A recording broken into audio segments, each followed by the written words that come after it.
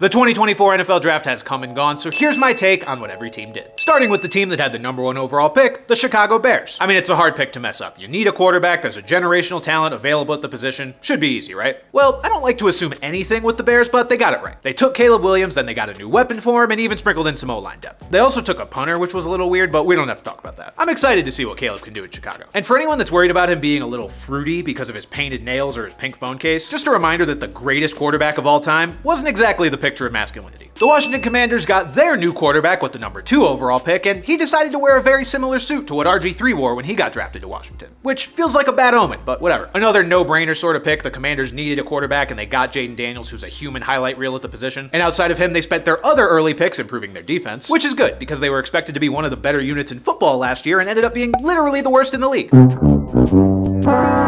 I don't think anything could signify a new era in New England more than them not trading down in this year's draft. They stuck at #3, they got their quarterback, and you guys know by now that I'm a Patriots fan, but I gotta say, I think they killed it this year. It was like the whole draft was a tribute to Aaron Hernandez. The biggest needs were quarterback, receiver, and offensive line, and they hard focused on all of those positions. It'll probably take more than one season to turn this team around, but this is as good a start as I could have hoped for. Now we just gotta settle this beef between Drake and Kendrick, because it could be a real problem if it lingers into the season. The Arizona Cardinals got the best receiver in the draft, and we're about to get a heavy dose of it, Marv's down there somewhere. Everyone's favorite rambunctious toddler is finally healthy this season, and he needs someone to throw to. So who better than the best receiver and, by some accounts, the best player in this year's class? Arizona then spent their next 2 picks on the defensive side of the ball, which is smart because remember what I said about Washington having literally the worst defense in the league? Well, the Cardinals weren't much better. As for the rest of their draft class, I'm not going to show you the whole thing.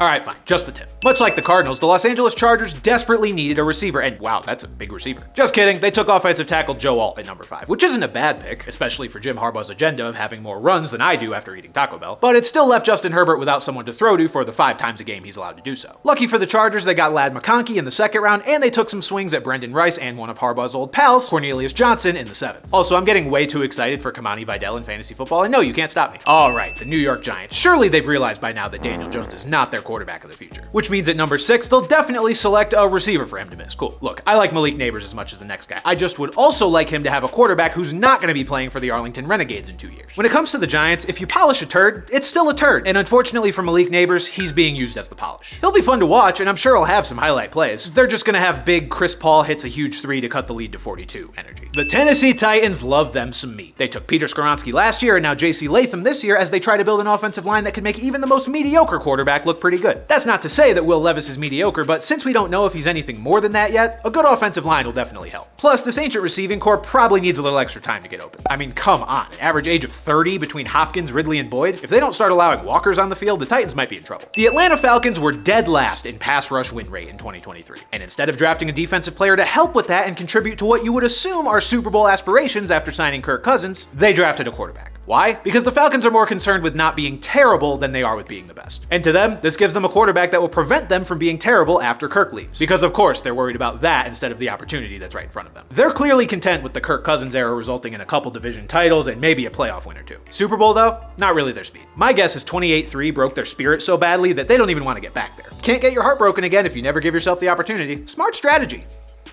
You cowards. Meanwhile, the team that had to replace Kirk Cousins did so with JJ McCarthy, and a few picks later took the guy the Falcons probably should have taken, Dallas Turner. I like to think that pick was a subtle shot at Kirk Cousins, like, oh hey, your new team's not helping you win? Well, your old team is, guess you shouldn't have left. Overall, I think the Vikings did a good job with the resources they had. Supposedly, they were desperately trying to trade up with the Patriots for Drake May, and the Patriots said, good job, fellas, thank you for standing your ground. But the Vikings still came away with a good edge rusher and a quarterback who's not Sam Darnold. What more could you ask for? More meat! Yes, the Jets took Olu Fashanu in the 1st round to help protect Aaron Rodgers, so hopefully his Achilles doesn't exit stage left 15 seconds into the season again. They also took Malachi Corley in the 3rd round, meaning the Jets wide receiver 3 won't be one of Rodgers' washed up buddies. Instead, it'll be a rookie who Rodgers is trying to turn into one of his buddies. Apparently, he's going to stay in Rodgers' guest house over the summer, so if Corley comes into the season smelling like Jimson weed and horoscopes, you'll know why. The Denver Broncos are doing something that hasn't paid off since 1973.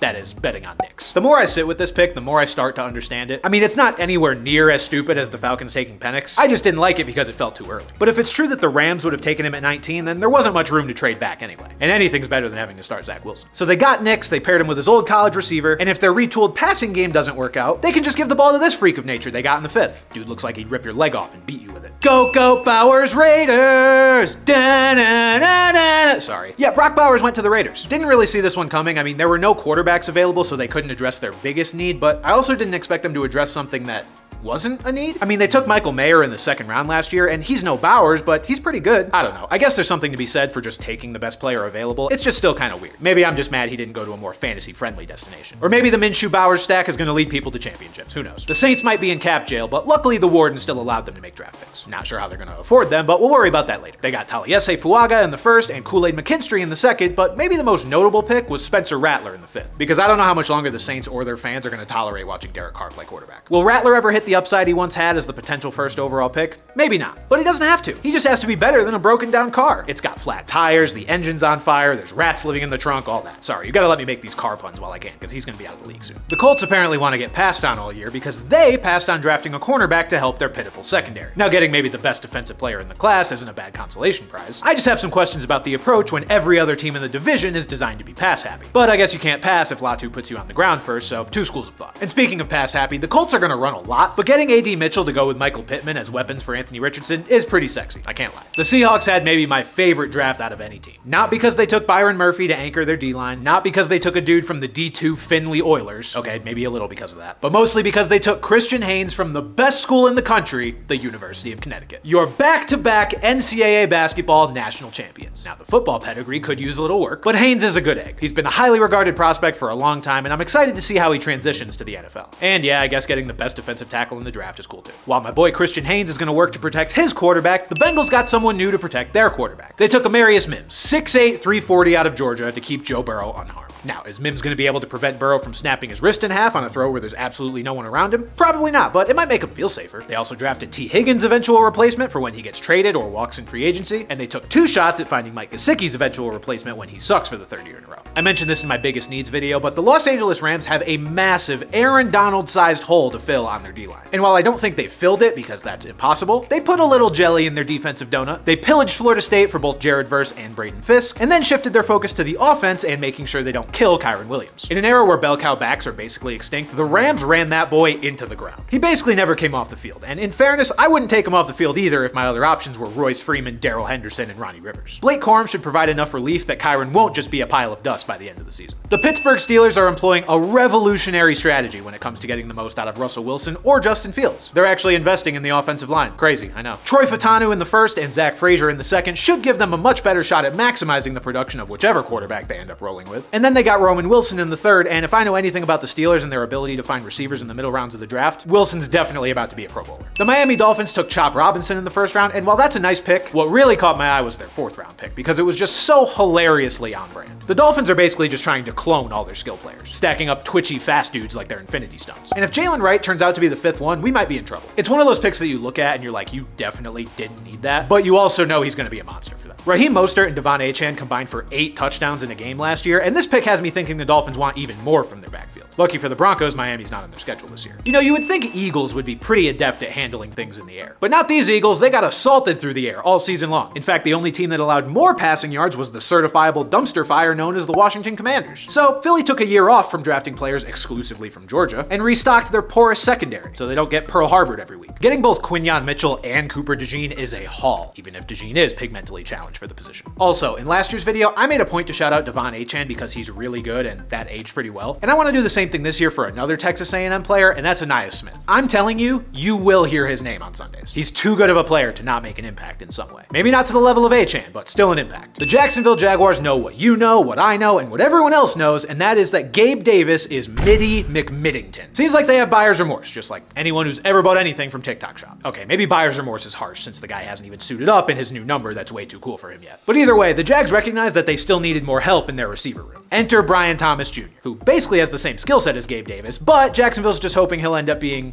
you know, better. They also doubled and tripled down on LSU players, and I'm starting to think this team is just obsessed with Tigers. Maybe it's just a big cat thing and they think drafting Tigers means they'll make good Jaguars, I don't know. But speaking of big cats, oh look, the Detroit Lions, another team that got assaulted through the air last year like they were in the perfume department at the mall. And just like the Eagles, they declared war on circles by making corners a priority. With the 24th pick, the Lions paid homage to a classic Nickelodeon show by saying, "Hey Arnold," and then doubled down at the position by taking Ennis Rakestraw Jr. in the second. The Lions made the NFC Championship game last year, and now they've addressed their only real weakness, meaning we're inching ever closer to a possible Lions Super Bowl, which I assume will be accompanied by flying pigs and possibly the end of the world. The Packers took an offensive lineman named Jordan, and with a quarterback named Jordan, that's natural chemistry you just can't pass up. Green Bay has annoyingly stumbled into a third straight star quarterback, so protecting him is obviously a priority. But they also had about a million other picks, 4 of which were spent on the secondary. Which, if I were in a division with Justin Jefferson, Jordan Addison, DJ Moore, Keenan Allen, and Amon-Ra St. Brown, I'd probably do the same thing. It was a pretty defensive and O-line focused draft for the Packers, but they did snag Marshawn Lloyd out of USC, which will hopefully save us from having to watch A.J. Dillon struggle to pick up 3 yards every time he touches the ball. The Tampa Bay Buccaneers drafted a center from Duke. And while that doesn't always work out the way you expect, it was probably the right move here. The Bucs needed a replacement for Ryan Jensen, who officially retired this offseason, and they decided Graham Barton is the man for the job. They also drafted an edge rusher from Alabama, something their division mates neglected to do, and he should fit in nicely with a Buccaneers team that blitzes as often as I sneeze, which is a lot. It's allergy season, leave me alone. The Chiefs used voodoo magic on the Bills to make them trade their pick and then ended up with literally the fastest player in draft history. Because of course they did. Ironically enough though, this did turn out to be a position of need because even though Kansas City signed Hollywood Brown, Rashee Rice has decided to take up a life of crime rather than make millions playing football. Which is really wild when you think about it. Because the opportunity to play with Patrick Mahomes was enough for even Josh Gordon to be like, you know, maybe I should stop breaking the rules for a while. But not for Rashee. He's too busy trying to form the deadliest receiving core in prison football history. The Dallas Cowboys are going to draft a running back, right? Oh. Okay, they went tackle in the first round. That makes sense. There weren't really any first-round caliber backs in this draft anyway. But surely in the second, they'll go after Jonathan Brooks.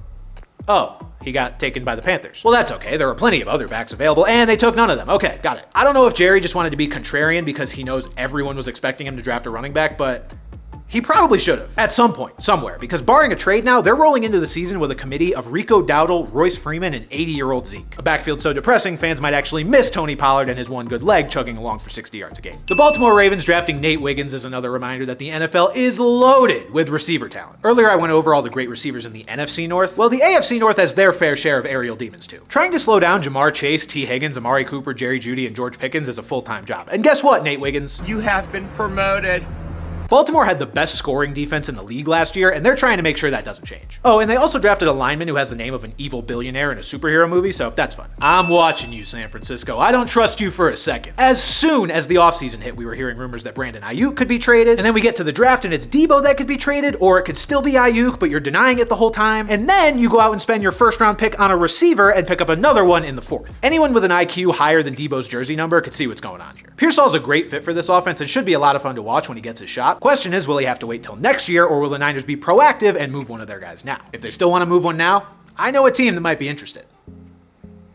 I want Brandon Ayuk on the Patriots. One good thing about not having your first-round pick the year after you completely botch your first-round pick is, hey, at least you won't do it again. I'm just kidding. I'm not completely writing off Bryce Young just yet, even though it probably still keeps the Panthers up at night knowing they could have had CJ Stroud. But they're doing their best to move forward, and that includes getting some new weapons for Bryce Young, including Xavier Legette, who they traded up into the first round for, Jonathan Brooks, who was the best running back in the draft, and a nice tight end prospect for good measure. Will any of these picks make Carolina good enough to not be a bottom 5 team in the league again? I don't know, but it's a good start. Now we get into the teams that didn't make a first-round pick, starting with the Buffalo Bills. With Bill Belichick out of the division, Buffalo reminded us that there are still Bills in the AFC East that want to trade back a million times. The picks they traded turned into Xavier Worthy and Xavier Legette, so maybe the Bills just have beef with receivers named Xavier. But either way, the Bills eventually got the receiver they so desperately needed. No, not you. Drafting Keon Coleman in the 2nd round. Josh Allen has his new #1 receiver, and as a bonus, Coleman seems extremely likable based on the videos I've seen of him. But that makes sense, because after dealing with Stephon Diggs the past few seasons, I'm not surprised Buffalo wanted someone who's, you know, actually fun to be around. The Houston Texans, a team that nailed the 2023 draft so hard, they probably could have taken this one off and been just fine. Now, because of last year's trade up for Will Anderson and another trade this year with the Vikings, they did take the first round off, but they still made an impact later on. Predictably, they focused on defense and protecting CJ Stroud, because as far as offensive weapons go,